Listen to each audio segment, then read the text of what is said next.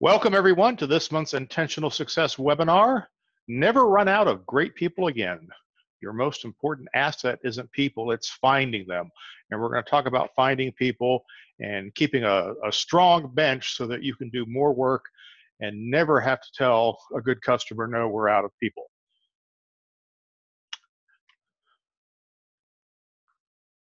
I'm Tom Stimson. I'm still Tom Stimson. You can find me at trstimson.com. Join me on Facebook, LinkedIn, all those good places. Check out YouTube page. There's some public videos there. Happy to have you join us all of those ways, or just email me. I love to talk to folks. I love to communicate. So come on anytime at all. I do have to pause here and thank our sponsors. These are sponsors for AV Matters, as well as the Jumpstart workshops, and they're part of what makes webinars like this possible. This is doing webinars for large groups of people is actually not an inexpensive. There's free tools, but there's too many of you guys to do it for free. So this is not an inexpensive exercise. And I know this is valuable to you, so we have to thank these people for helping make that possible. Now, I always have a reason, I always have an audience when I choose a webinar. You know, why this particular webinar? What's important about this topic? When I review P&Ls, which I do quite a bit, especially this time of year, because people are middle of the year, they want to see how they're doing, see what they're doing better, doing worse. You know, more than half of your costs are people. Anything that you can do that affects your return on investment on people, minimizes your costs, makes you more efficient, processes that use fewer people instead of more, all of these things are extremely valuable to you. So anything that has to do with people is always worth your time. Your future is completely based on people. Any business, you're all service companies, so any business you get, any business you keep, any repeat business, people are all part of that. So how much of your time and energy should be spent on people issues, do you wonder? And let's face it, when you run out of people, you will stop growing. And the number one reason I find that companies plateau, in other words, they hit a level that they can't grow past and they flatten out, is because they don't have any more people. It's either their inability to manage more people or their inability to attract and retain more people. And we'll talk a little bit about how to overcome some of those things and what some of the obstacles that we see in companies who are plateauing. Remember, if you're not growing, if your business isn't growing, you're dying, because your expenses are always going to go up, your margins are going to shrink. If you don't grow, you make less and less money every year, and then you sell on price, which means you make even less money, which means you're still not growing and you're making less money. It's a horrible thing. We call this the death spiral. Having the right people and having people ready for you when you need them is part of preventing this. So, oh, that's a terribly low-res picture. So that's a stack of resumes, right? Back in the day, I'm dating myself. You know, I'm an 80s and 90s guy. I managed businesses for 20 years. I booked freelancers and hired folks for 20 years. And I always had a pile of resumes on my desk, okay? However, in spite of the fact that lots of people sent me resumes, I only responded to the people that took the time to come see me or place a phone call and follow up. You know, that was my filtering system. But I'm going to talk about a better system now, because we're in the digital world. It's much easier for people to send you a resume. It's much easier for people to reach out and contact you and suck up your time, which is one of the excuses that I hear about why we don't have time to get more people, because getting more people takes up so much time. It's a circular argument, but I get it, okay? Now, here's what happens when you just wing it. If you don't have a system, and I'm going to give you a system, but if you don't have a system, we get into this circular mess, okay? And you can start this chart anywhere you want, but if you run out of people and you start going, ooh, well, we don't have anybody to do that, then all of a sudden sales will start to lose confidence. And when sales thinks you can't back them up, it's reflected in how they talk to customers and how they process opportunities. And when they need to make up ground because you were too busy to support the last customer, the next customer they sell on price. When sales loses confidence, they sell on price. You don't have the right money, which means it's harder to get the right people, right? Then you start buying people on price because you sold it too low. You know, you reuse the same people over and over again because you're comfortable with their price, and now you've got mismatched talent. Your thinking stagnates because you don't have fresh blood in the system. And then you start, against all logic, you start rejecting new talent. And now you're really out of people and you're worse off than you were before, and the whole cycle keeps going. So winging it is not the choice. Winging it is what leads to stagnation. All right? We need a system, we need a process for doing this that will allow us to have a steady stream of good people so that we can confidently sell, confidently grow, always have good people on our projects, good people on our staff. That's what that's what we're trying to get to here. So the question is, where does great talent come from? And we have, it's a chicken and egg question, and the quote, and everybody, all of you know me, know the quote I'm going to give it to you, and I'm going to say it again. I had a college roommate whose favorite saying was, if we had some ham, we could have ham and eggs if we had some eggs.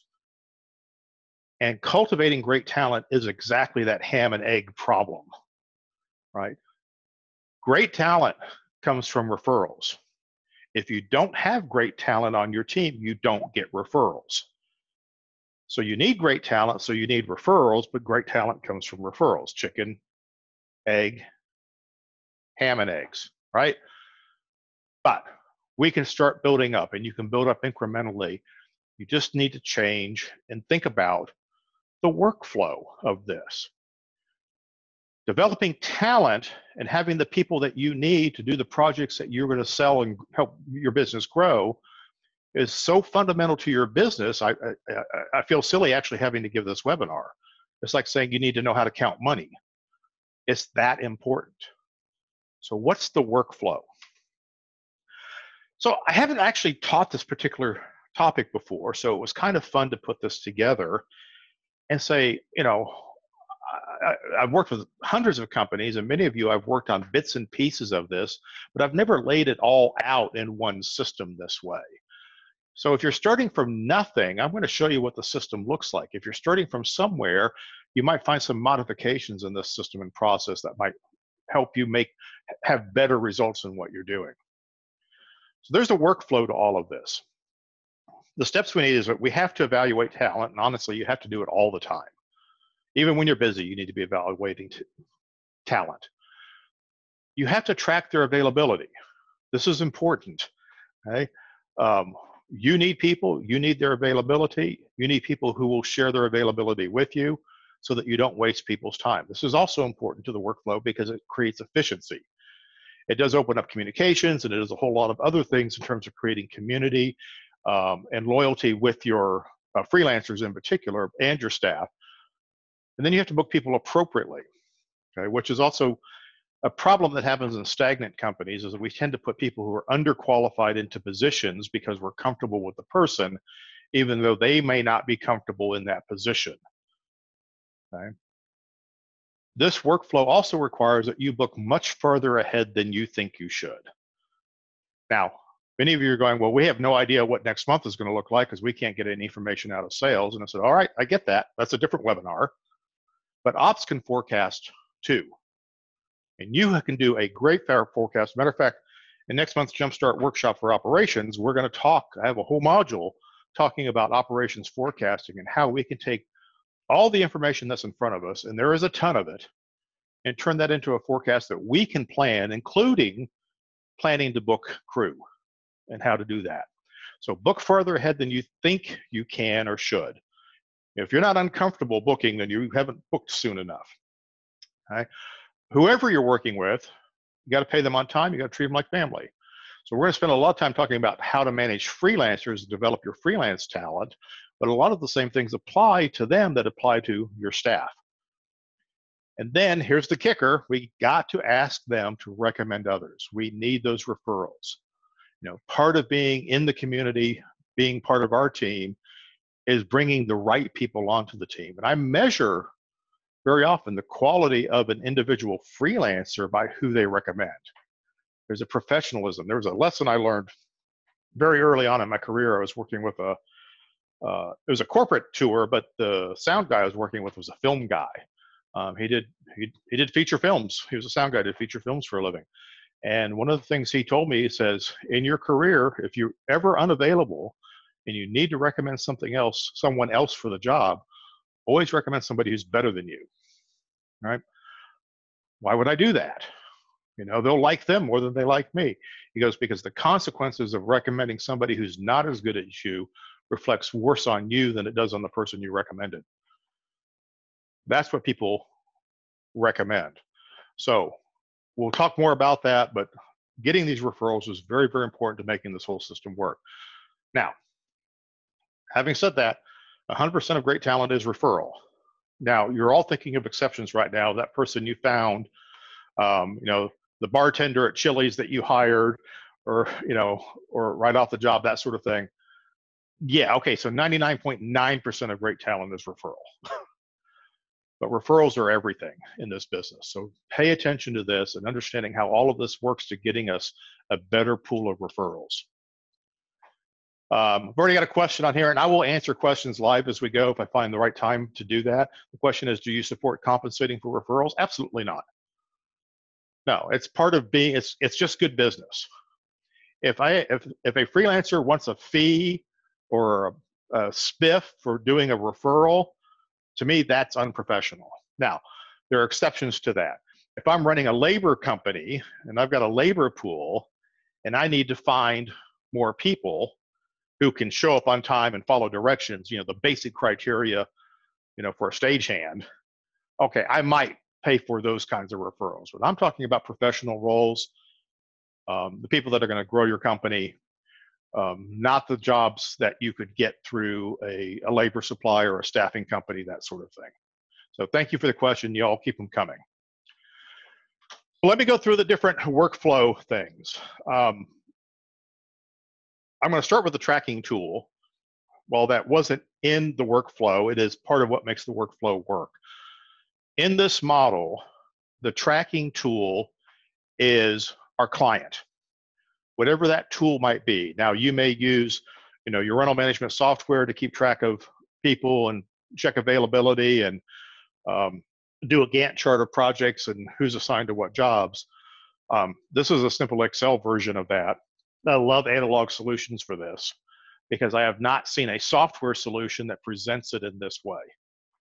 And what I like about this particular approach to tracking is I see the people that are on my staff, I see the freelance people that I have approved to work, I see everybody's availability and everybody's assignments, and we can make high-level decisions if we need to move people around, figure out who's available, and not overlook people. We're never working from memory. All the information is in front of me. Most tracking systems or built-in systems in rental management software show me the jobs that need openings, show me a list of people, but don't show me the jobs that are going on at the same time. In other words, I don't get all the dynamics on there, including people's, you know, vacation time and unavailable time. So the tracking tool is very important. Everything we do feeds this tracking tool, right? So keep that in your mind. We're trying to get information to this tracking tool. Now, let's talk about the evaluating talent. We have a role for a profile screener. This is somebody who screens the profile of candidates. And I'm going to talk mostly now about in the live events world, the production rental world, and we're trying to put staff on shows because your house staff can't cover all the projects when you're busy. You're always going to need freelancers. I have not found a mathematical formula or a management formula, unless somebody has steady work 12 months out of the year, where we can run a company in the production rental industry, in the live event industry, and not outsource freelancers. So we're going to work on the freelance side of this today. I need to be screening these people all the time. I'm going to have referrals coming in. That stack of resumes is now a plethora of emails. And I need a person who does this. Now, this isn't go out and hire a person. This is a role that somebody in your company already could do. And trust me, this is an admin role. Okay, this is just processing if you do this correctly. So the first thing we're going to do is a little bit of digital screening. Somebody can submit a resume online. Some of you have portals for doing that off your website. And then I want to screen those people with some questions. I want to say, hey, thank you for your resume. but you answer a few questions, you send them a survey, you ask them some questions, and you learn enough about them through those questions where you're going to probably, it says pass or fail, but you're going to fail 75% of them. Simply because they didn't answer the question correctly, they gave an unprofessional answer, they gave an inadequate answer, but a lot of them simply won't do it, which means they're not really that interested in working with you, or you don't have enough credibility for them to put themselves out there, which is a different problem. But if they won't take the screening survey, then I probably don't have a role for them. But there's a way around this. If they are a referral as opposed to an online submission, we're going to call them or have an email exchange with them. Ask them for the resume. And we're going to fast track that person if they meet the minimum requirements, which is tell me when you can call me, answer a few questions for me, send me your resume, I'll get you a meeting. That's all the screener has to do. On the digital screening, all they need to do is find the people who completed the screening successfully and have the same verbal screening with them. We get them to jump through a few hurdles before we move them on to the people who are going to evaluate them. So if they don't pass, if that 75% doesn't pass, we send them the lovely note says, no, thank you. We appreciate it. We will keep your resume on file, but we are not going to add you to our call list at this time. If you have any questions, please ask. And then have some very stock answers to say, you didn't meet our evaluation criteria, you don't meet our needs, whatever that is. Most people are cool about it, but don't slam the door shut. People talk. Treat the people you turn down very well, because it will come back to haunt you if you don't. And the people that you do want to get through, you're going to schedule an evaluation. Again, this is admin work. So if you have a director of production or a general manager or an ops manager or somebody or a department head who's supposed to evaluate people, well, simply get into their calendar or use a program like Calendly or Schedule Once or something where you can access open time on their calendar to schedule that appointment so they can have a 15-minute interview with that person.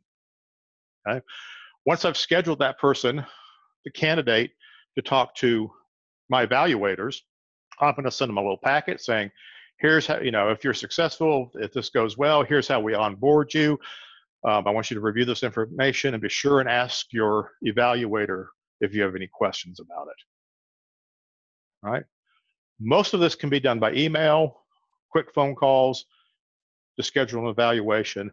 And this alone will take a lot of the burden off of those of you who are responsible for getting more people onto your bench. Right? It's this tedious stuff that you don't have time for. For me, it was that stack of resumes on my desk I'm not going to go through. Right? But you need to go through them because you may have some gems in there, particularly if you have a good referral system. Now, the evaluators, the people who I guarantee are very busy, who don't think they have time for this, but they would benefit greatly from finding some more people that they could use to crew their shows and round out their teams. Typically, I want 2 folks. If you're a small company, you may not have 2 folks. It may just be you. That's fine. As you get bigger, as your company evolves, the titles of these people will change. So a head of production or a general manager would review for general fit. They're going to assess the person's professionalism. Do they give a good phone? Get a general overview of their experience, who they know, whose references I might call. So yeah, I've worked a lot with so-and-so. It's like, well, I might call them. That's great. Now, if I'm a more technical person, if I'm a subject matter expert or department head, I'm going to be focused more on their skills, on their technical fit. Are they comfortable with the type of technology that we use? How would they fit into a crew? Which kind of crew would be done? Would they fit in well with? Because not everybody works in every situation, and just get a good feel with it. And then those 2 people need to come together and reconcile what they evaluated. And they may come back and say, no, this is not the right person for us, in which case we send them the polite email, thank you, blah, blah, blah. If we agree yes, then we have to agree on what role, and we'll talk about that next. And then we send that decision back to the screener or the admin to take the next step. Because remember, our customer in all of this is that sheet way back at the beginning. All right, so we want to be able to have that tracking tool, and we want to make sure it has all the information that it needs.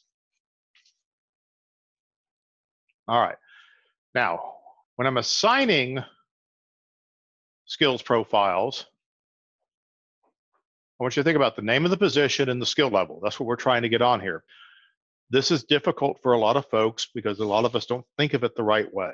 I don't know how many times I've heard the discussion, because I sit in these meetings all the time. I sit in these scheduling meetings and these production meetings and say, hey, we need an A1 for this job. Well, you know, Jimmy here's an A1. Jimmy's an A1. Well, he's not the right kind of A1. Or you get the snarky answer, he's no A1. Well, he's an A1 on this kind of job, but not on this kind of job. Then it starts to sound personal, and we're not very productive, and we don't know why somebody's not right for a job, and we need a common language that does that. So for instance, in the case of A1, I might have 3 different types of A1. I might have somebody who's a great A1 for a general AV job with a couple of, you know, mics in the aisle and a panel and a few wireless, and it's just basically a glorified breakout room. Lots of heck, I can do that. Okay. A level 2 might be somebody who's going to do a large general session, or that might include some small entertainment. We've got fold back, we've got processing.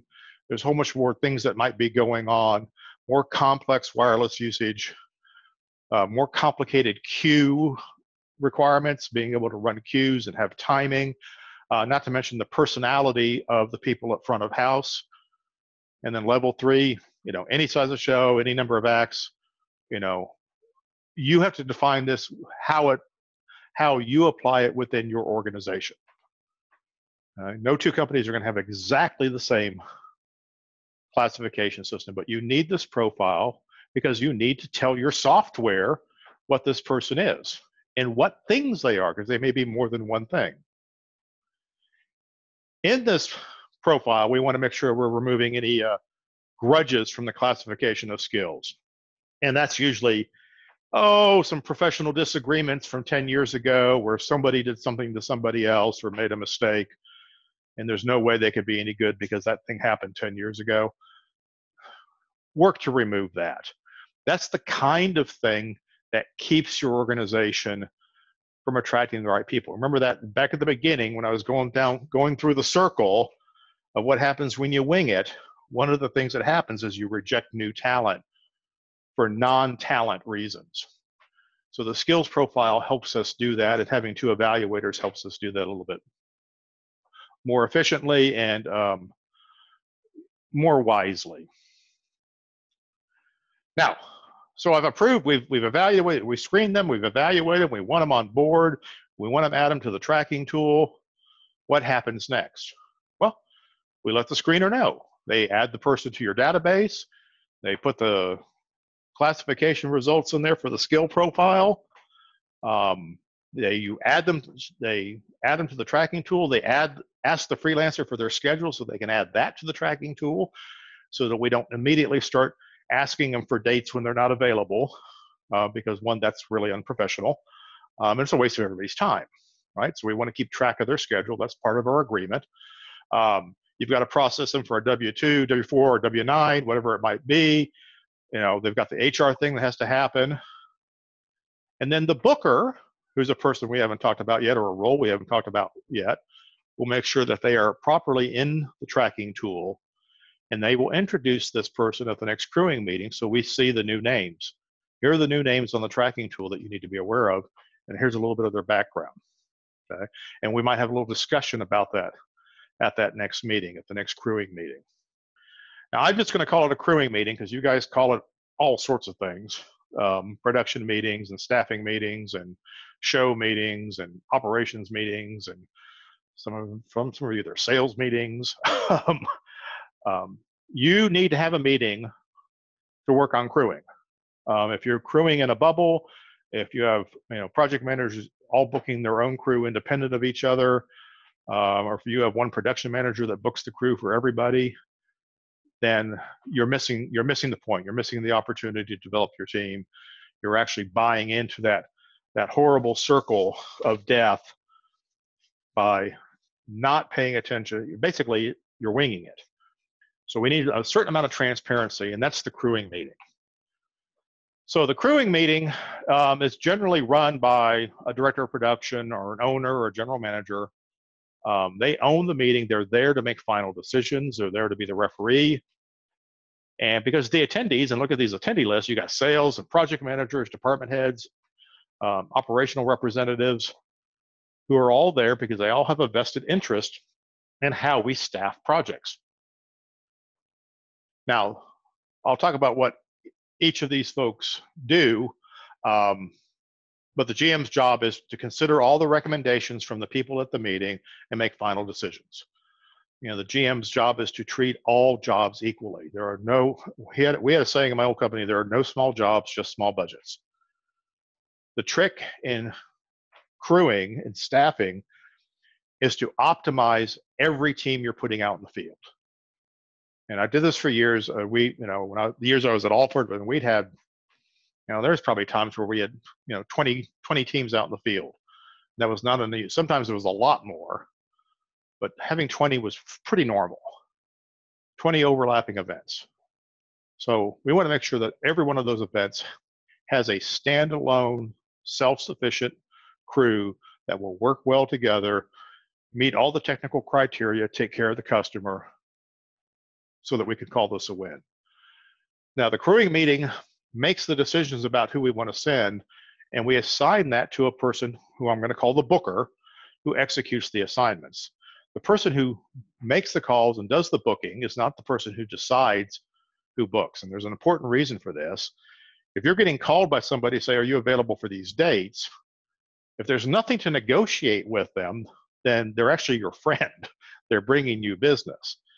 But if you say, well, look, I'm not, I don't really do that. Somebody misunderstood what I do. That's important information, but it's a much more comfortable conversation than trying to explain that to the owner of the company.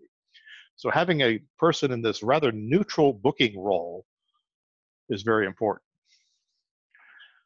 Now, when you're in this meeting, here are some of the decision criteria, things that you need to consider when you're booking ahead. Remember, I said you need to book much farther ahead than you think. I mean, way farther ahead than you think. All right. If you're looking at your calendar and you know that, in 3 months, you're going to be pretty darn busy. It's a busy time of year. You've already got shows confirming. You've got a lot of quotes out. Okay. That means that's a busy period. Book freelancers first. Book your freelancers first. Start tying up good freelancers. Good freelancers 3 months out, you're probably just under the wire. Good freelancers are usually tied up 6 months out. But book your freelancers first. If you're dealing with a last-minute job, call the new people first, but pair them with a trusted person, some veteran, maybe a staff person, a veteran freelancer who's very comfortable with your system. But if it's last minute, that's a great time to call new people. Now, it doesn't mean they're available, because they're also high-end people and they're also booked months out, but at least you're calling them for dates that were open on your calendar. You're testing their responsiveness, and we're throwing them a bone. They may not take it, they may not be available, but at least we tried. And that's part of building that trust and camaraderie, making them part of the family. So call the new people first. Now, I know you're worried about, well, we need to take care of the people that we've worked with for a long time. Trust me, you will. But if we only take care of them, then we can't grow our team. Now, if you're slow, book your staff first. If you go, oh man, it's July, we're dead in July, book your staff first. But if you do have any higher positions, this is a great time to put in new people. Trust me, your regular freelancers are used to being slow. They know it's a slow month. It's July, maybe they're doing festival work or whatever they might be doing to make I took vacations in July when I was a freelancer. This is a great place to try out new people. There's not a lot of pressure. You have lots of resources, and you have a lot of staff on the job to help evaluate and orient people. No matter what, spread work around. It's very important. Never be more than 50% of anyone's work. You know, I was a freelancer for years. I booked freelancers for years. If you're half of somebody's work, that's the danger zone. One, they're dependent on you. Two, you've gotten too comfortable with them. And that's a formula for disaster. Spread the work around. You need the diversity. You need a deeper bench. And if they're any good, they'll find more work. Trust me. And remember, you're booking your freelancers, and that's your best freelancers, the people that you like to do. You're booking them first when you're busy. So you're booking on stuff 3, 6, 9 months in advance. You can even book them a year in advance because you do have recurring business. And that helps keep their loyalty and keeps them involved with you. So don't worry, you'll take care of your regulars. Okay? And then the last thing on here is respect rates. I know many of you advocate negotiating a rate with every freelancer on every gig. Get the best rate we can get out of them.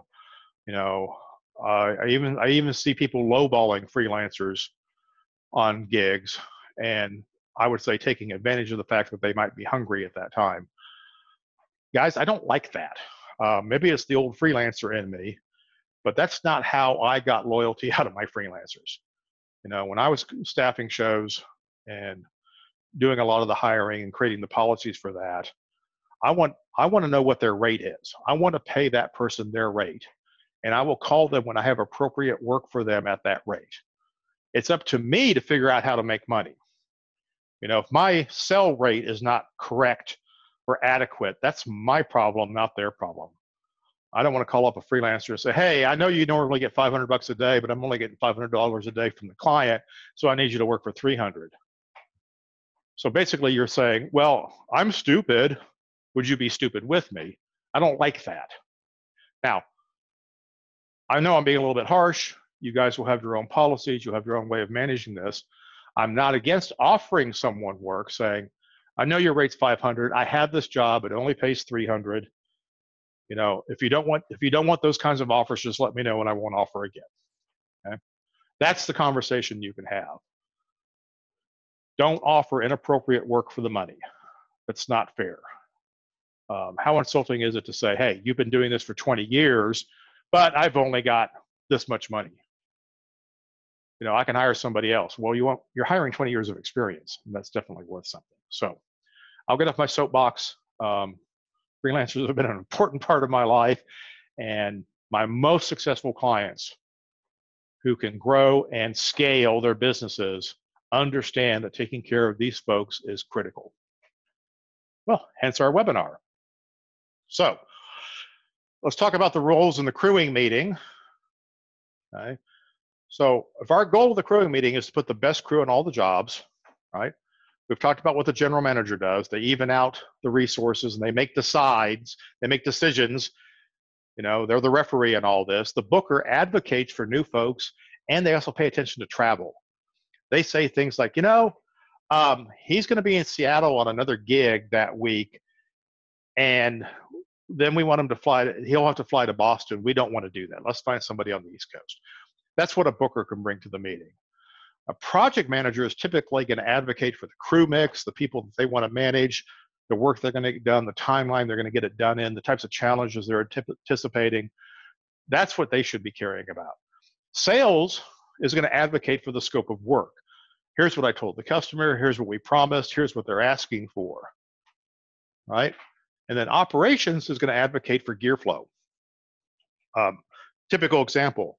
Hey, I see we've got Bob booked on this job, but all the gear for this job is coming from this other project. We have a quick turn. It's got a line array and a big digital console on here. That's a little bit overkill for the second job, but Bob's not qualified on that gear. Can we get the guy from the first job to be the A1 for the second job? Right? That's what operations can do for us. Tell us how the gear is flowing and make sure that we have the right people with it. And if you can flow gear and people at the same time, every operations person knows that's a huge win. You know, that's almost as good as, you know, sending a truck out and doing 3 shows in a row with 1 truck. You know, being able to flow gear and flow crew so that the crew is packing up gear that they're going to unpack at the next venue. Even on a local job, that's huge. It's a lot of savings, a lot of savings. Let me pause here and answer a question. The question is, as long as you're paying the regular rate, is it disrespectful to put someone on a smaller job than their skill set merits to try them out and gain familiarity? No, it's not, but as long as you're clear and upfront about that, it's okay to say, hey, I know that this is not what you do, but this is a job I have. Would you mind doing it? And as long as you're forthright about that and don't make a habit of it, that's great. But understand that, people are professionals and not everybody wants to audition. So understand sometimes the answer is going to be no, I don't need to audition for that job. So thank you for that question. Another question here is, says Lasso has started to develop labor lists in some cities. I'm sure how they qualify them and rank skill profiles. Do you think a third party can be a reliable resource when we're selling beyond capacity? It can be, but they have to prove their reliability, right? Right. So having a standard about how we classify skill levels and not to mention talent is going to be very difficult. So it may help you in the screening process to say they came from this system with this classification, and there was one of the other companies that was looking at how to do a classification system where the freelancer could actually say, hey, according to XYZ booking agency, I'm classified as this, and I can take that to the marketplace with a fair amount of credibility. Now, unfortunately, nobody's actually managed to pull this off. One, because we all think our businesses are unique. We all think job descriptions change, wildly, depending on the situation. So it's hard to find that. But if somebody can pull this off, I would certainly look at it. It's information. It's definitely information. All right, thank you guys for those questions. Let's see, back to the presentation. All right, so the bookers role, they're going to contact and confirm. They leave the meeting. They know who we want to reach out to. We've checked it against the Gantt chart that says, hey, this person should be available. The tracking tool says they're available, so I know who to reach out and contact. I might give them an A, B, and C choice, saying, hey, if A's not available, here's B. But basically, they're going to go out and book. They're just going to buy. They shouldn't have to do negotiation, but sometimes, like we just talked about, there might be an offer to be made. They'll confirm the person, they'll create the purchase order, and if there's travel involved, they'll start the travel request process. Say, hey, this person says they're going to be traveling from Seattle that week. They'd love it if they could be on Southwest. Great, that's great information. We'll start the travel request. They can't fly before noon, whatever that might be. That's good information. The booker can collect all of that. So now they're in the system. The project manager can take over. So I want to spend a few minutes here and talk about managing freelancers in general. Okay. You have written policies and practices for your staff. You need to have them for your freelancers. And you need to say things like, guys, one of the concerns about booking people way far in advance is that jobs change, jobs cancel, things don't confirm that we thought were going to confirm. And you need to say our policy is we strive to replace lost work. And you should do that. If you have a freelancer booked on something during a busy period, now if you cancel them 5 months out, probably no harm, no foul.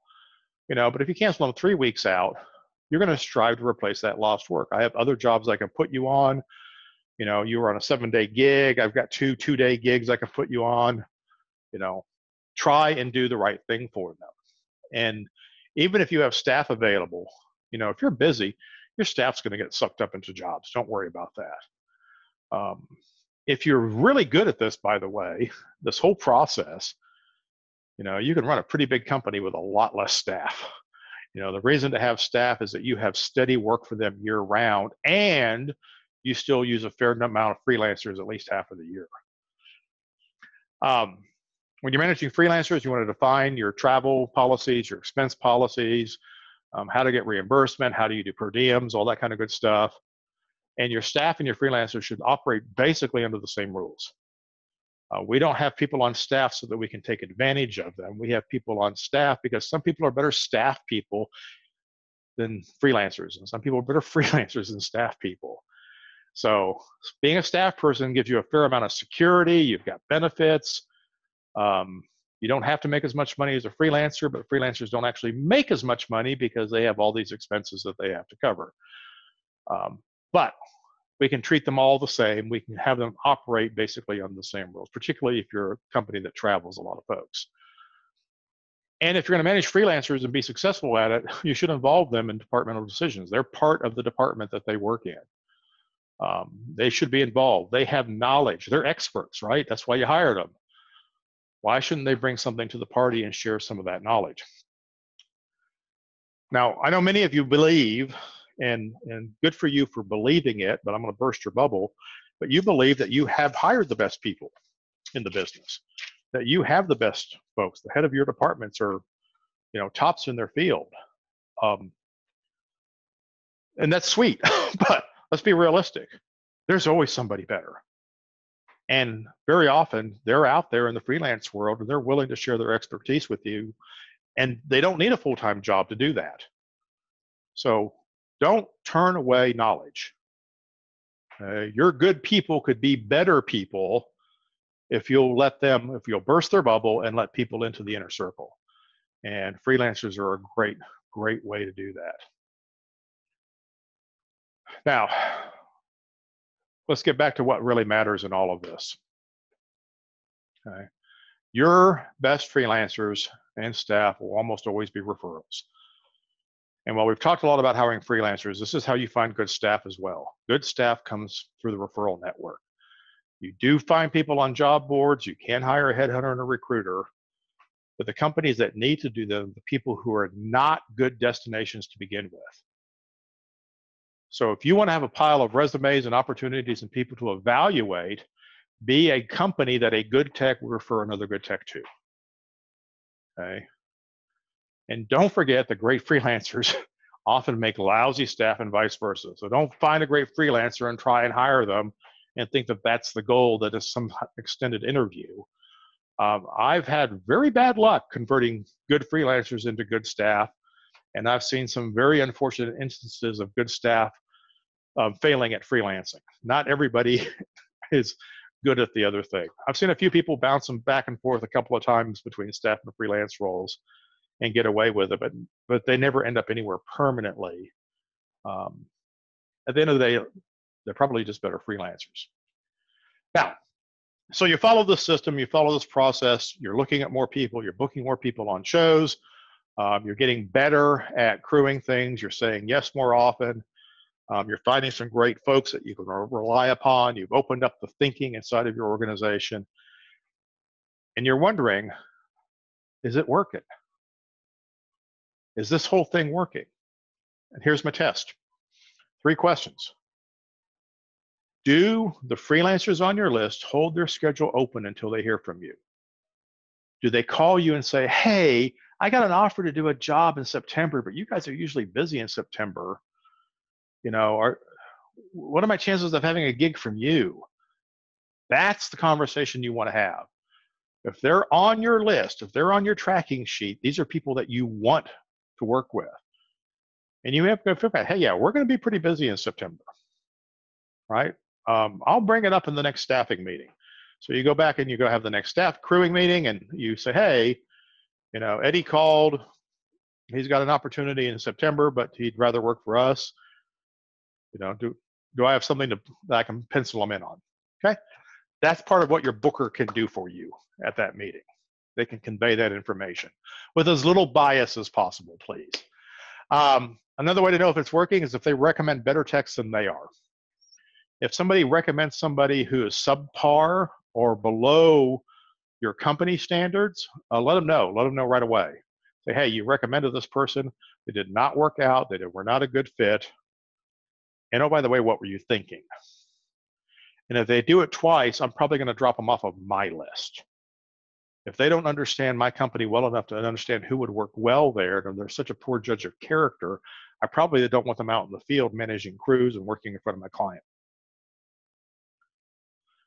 And it's working if your staff will learn to defer to freelance experts in some situations. When they're calling freelancers and saying, hey, I have this problem, how would you solve it? That means it's working. That means that you're outside your bubble, you've opened up your community, You're treating people the ways that they deserve to be treated as professionals, and everybody's trying to do a good job. That's working. You're going to grow your bench. Okay? You're going to have a better organization. You're not going to run out of people. And that's the goal. Never run out of great people again. I'm going to give you some homework on this. One of the problems that I find is that we want to hire freelancers and we find these good people, we get these great referrals, and then we're a little shocked by how expensive they are. I get this call all the time. I get these emails all the time. I say, is this reasonable, Tom? This person says this is what he normally gets, and he gets this from X, Y, and Z company. Is that normal? Yeah, it probably is. Well, that's what I charge. I said, yeah. I've been telling you I've told all of you. There's no one here I haven't told to raise your labor rates. You grossly underestimate what labor is worth. So find out what some great freelancers charge, look at what you're charging, and then do some math. That's the homework. Because if your hang up is, well, we don't have enough money to hire those kinds of people, we have to settle, then you're missing the whole point of this webinar. Do not settle. This is 100% of your future business, is people. Don't compromise on who you put in the field. Figure out how to charge appropriately so that you could make money and put the right people on the job. And if you're struggling with that, well, then give me a call, because oddly, this is what I do for a living. I don't just give webinars. So as we move forward, give you a couple of reminders about what I've just told you. If your people are your biggest limitation, then developing your team is your most important job. If you're running out of people, then your most important job is developing this team. Okay? If you hire better than you are talent, it will preserve and promote your value. Putting great people out there will help promote your value as a company to your customers. And then you have to know what your costs are. Saving money is not always the right choice. Saving money is not always the right choice. When it comes to staffing, you definitely get what you pay for. We're going to do some Q&A. I see some more questions queued up. I would like to get to those. Feel free to type in some other questions about all of this. I'll do a couple of housekeeping notes, and then we'll get to the questions, which is always fun and entertaining. Next month's webinar, speaking of entertaining, is going to be unscripted. I'm not going to create slides. I'm just going to show up and I'm going to answer your questions live, but you can also send me questions in advance. I used to do this years ago at a private webinar that I do this every month. It's a lot of fun, and it's audience participation. So you'll get to participate. I may even put you on the screen. We'll see how it goes. So put your questions together, send them to me at tom@trstimson.com for next month's webinar. Feel free to ask them live. I will answer questions until the hour runs out or you guys run out of questions, whichever one comes first. So let's see. Oh yeah, I got to do a thing about the workshop, Jumpstart workshops. They're always on the website. You can always know what the next one is, but obviously it is operations, scalable profit with less stress. We will be talking about beta 1.0, 2.0, 3.0 operational models. If you don't know what that means, we introduced that concept to you at the management workshop, the business life cycle as your company grows, what model it follows. So we will talk about operations at those different levels. I've got a panel with some RFID user presentations. It finally seems to have hit viability, but let's find out what viability means. So some great folks will come in to talk about that. And then all the usual stuff. We're going to talk about how to sell beyond capacity, knowing your customers, knowing your costs, putting those three things together. Good stuff. I'm in the middle of developing the content. Actually, I'm most of the way through it. 4 out of 5 of my presentations are at the graphics designer right now. So we're excited. And so are attendees. We've had great registration so far. These folks, we've got folks from Brazil and Canada and New Zealand coming. We're looking forward to having some more folks. Registration's gone very, very well. And of course, we will have many of our sponsors there. Many of the folks you see on the screen will be there as well. So, all right, let's do a couple of questions here, and then hopefully I will remember. I always have one final thought slide that I sometimes forget to get to, but let's do some questions. Typical humorous question from Bill: when will we be able to replace staff and freelancers with robots? All right. Any other questions? All right, here's one. Why would a freelancer recommend a better person and risk losing the work? All right. So I touched on that. Let me reiterate it because this is kind of key to all of this. Great talent and professionals know no other way of doing it. They wouldn't think of recommending somebody who wasn't as good or better than they are. Be very suspicious of people that hide talent from you, because what they're really hiding is their own inadequacies. And the fact is, I know that I've never hired a perfect freelancer, right? They know something, but they don't know everything. And you want them to be honest with you. And that's what we're looking for. Let's be honest about who we are and what level we work at. I like a freelancer who says, that's a little over my head. I once booked a video guy. It was a first gig. We were slammed. He came highly, highly recommended. And he came highly recommended for exactly the thing I was asking him to do, which was set up a small digital switcher and video projector and run a room. And he fought me tooth and nail. He says, I am not qualified to set up that switcher. And I said, all of your friends say you are. And he fought me on this. And I said, here's what I'm going to do. I will send an engineer over to make sure that the switcher is set up properly. And he goes, done deal. But the fact is, he was highly qualified. He was actually more qualified than my engineer that I sent over. So think about that. What's it say about the person who's not willing to recommend you a better resource or as good a resource as they are? So why would a freelancer not do that? Because they don't get it. And we don't want to deal with people who don't get it. We don't need people to learn how to be a good freelancer on our watch. We want them to make those mistakes on somebody else's watch.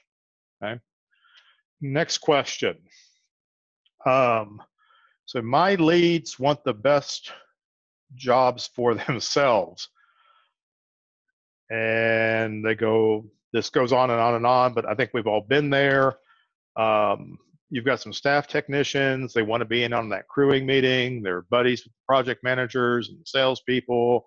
They're jockeying for position to try and get on that gig because they want that sweet gig for 10 days in San Diego, Hotel Del, something like that. Who can blame them? The reason we want to have this staffing meeting, this crewing meeting, is so that we can look independently at all the jobs and make the best choices. And sometimes we can give a sweet gig to somebody who might not only be qualified, but deserve it. But sometimes we have to put the right people on the job.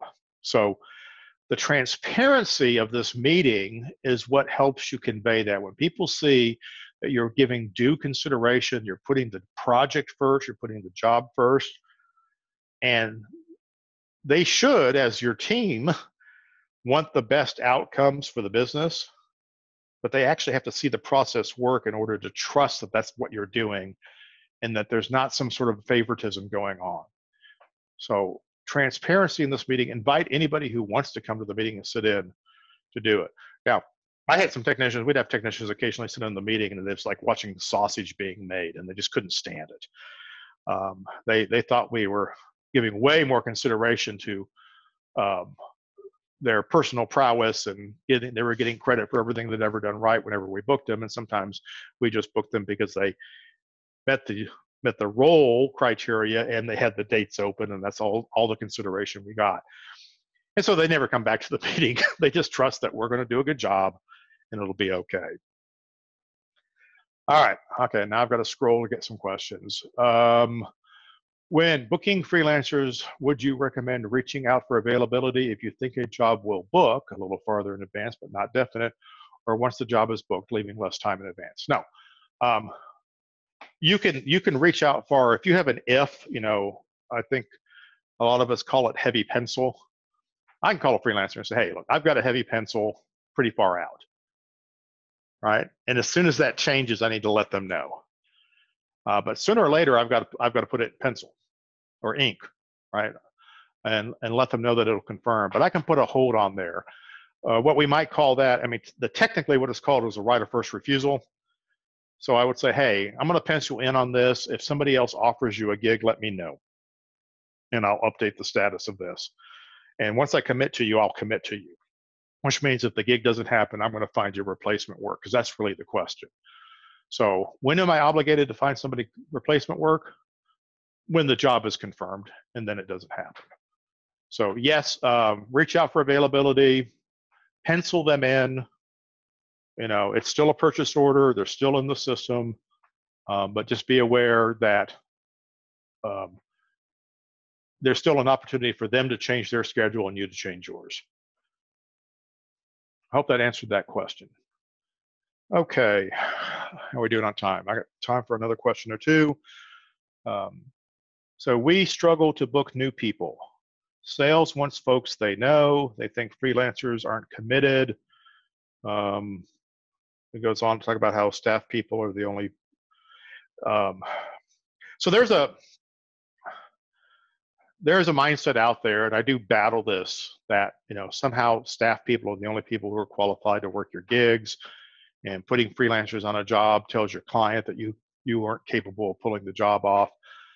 And I think that's a misappropriation of a concept. You know, just because you don't have the staff to do that particular job doesn't mean you can't do that job. I mean, you sub-rent equipment, right?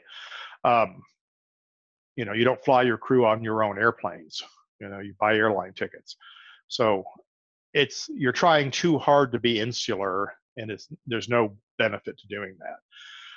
Now, sales folks trying to influence the process by saying, this is who my client wants, and, you know, that's who it has to be. That's, you know, all that kind of stuff. That's a management problem. We do have to manage salespeople sometimes. They are trying to do the right thing for the customers. They do get vested in it. But once they start to understand how this process works, and that we can't give clients names until we've gone through the staffing process. I know at the workshop I'll probably talk about A and B teams and tell the story about, you know, the client who always wants the A team, and then, you know, those same 5 people, but, you know, next time we just give them 4 and say, well, somebody had a vacation, or next time we just give them another 4, which means they've now seen 7. And you start rotating people in, and pretty soon you have lots and lots of A teams for them. That's what we need to do as business. That's in the best interest of your business. Having your client fall in love with one technician isn't in your best interest, though sometimes that's what happens, and we accommodate it as best we can. Okay.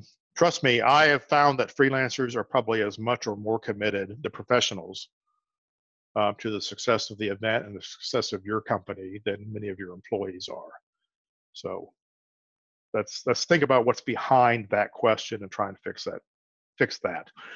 So get outside your bubble would be my recommendation. Your staff and regulars are good, but mixing one right person into a good crew can turn it into a great crew. All right, what do we have here? Can you talk about POs for labor? That's not something we're currently doing. Yeah, of course. Why not do POs for labor? Purchase order does a number of things. One is a promise to pay. So it tells accounting that I got a bill to pay, which is important. It shares information with other people to show that this person is actually confirmed. And here's the terms that we agree to and the price what we agree to. And when I receive their invoice or their timesheet, I have a place to put it so I can reconcile the job. Now, POs do a lot of things for you besides make accountants happy. So absolutely, I would do POs for labor. I do POs for travel. Anything, any cost related to a job, I want to record it in that job as a purchase order so that other people can see that the work has been done. So thank you for asking that. And I have a reminder here to remember my final thought, and thank you so much for that, Guy. So some final thoughts here, and I'll let you guys go.